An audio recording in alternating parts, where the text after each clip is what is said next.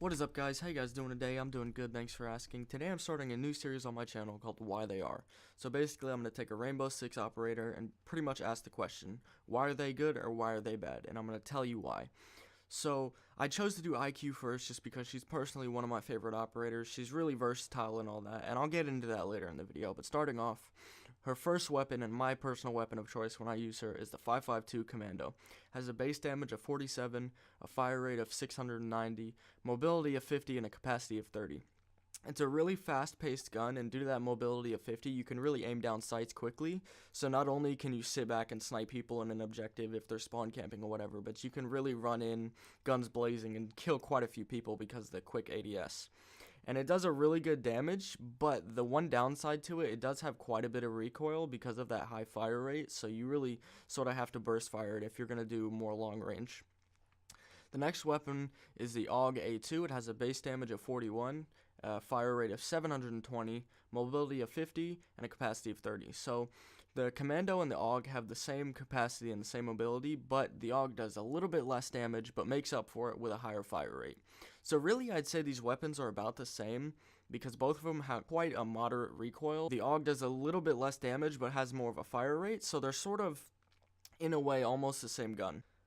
So the next weapon we have is the GA-A1. It has a base damage of 37, a fire rate of 850, a mobility of 50, and a capacity of 50. So the one reason I like this weapon is because it's like an LMG. It has a really big capacity, but it has the mobility of like a submachine gun. So you have the best of both worlds. Not only can you sit back and snipe, and you have a lot of rounds to throw down the range, you ADS really fast, and you can really run into an objective with 50 rounds to just spray at everyone in the objective, and this can be really crucial to whether you win a match or not. Because a lot of these weapons with a capacity of 30, if you're facing more than one target and you're shooting a lot, it's hard to hit them, but with this, it really has the same effectiveness as the other ones, but it shoots a little bit faster, and you have a lot more ammo to shoot down range. Now, the one problem with this weapon, it does have a lot of recoil due to the high fire rate, because this one is the 850, whereas the other ones are almost 100 rounds less. So, for weapons, I'm going to have to give her a 9 out of 10, because all of these weapons, in my opinion, are really phenomenal, and they all work in a lot of different instances. I mean, you can sit back and snipe, or you can run up and shoot people in the objective. They have very good mobility, and the capacity for all of them is pretty good, and the recoil is pretty manageable, in my opinion. So the next thing we're going to talk about is the gadget. I don't really like her gadget, and a lot of people are probably coming to this video like, wow, why do you think IQ is good? Her gadget sucks. Well, the main reason I like IQ is her weapons, not her gadget. Because her gadget, if you don't know what it is, she has this thing on her wrist, and when you pop it up, it shows you all like electronics in an area, so it's sort of like Pulse's heartbeat sensor, but instead of showing people, it shows like gadgets and stuff, which is useful, but it doesn't actually destroy it. Now, it would be really cool if you could just pop that up and any gadgets in range, like EMPs them or something, but it doesn't do that.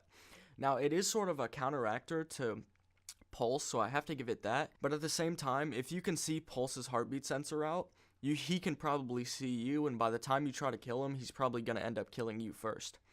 So, for gadget, I'm going to have to give her a 4 out of 10 just because it's not very useful, and a lot of the times, I just don't even end up using it. The only reason I use her is because her weapons are, like, amazing. So for overall usage, I'm going to have to give her a 9 out of 10 because, yes, her gadget is bad, but she's a very versatile operator. I mean, you can sit back and go really slow through an objective and slowly clear out hallways, or you can run and gun, run into an objective, kill 3 people, and just chill. Because she has a lot of different guns. She has 3 different guns where a lot of operators only have 2, so she has a lot more versatility and a lot more options to use. So, like I said, I really like this operator, and I hope you guys enjoyed the video. If you guys did, leave a like, rate, and subscribe. I'll see you guys next time. Peace out.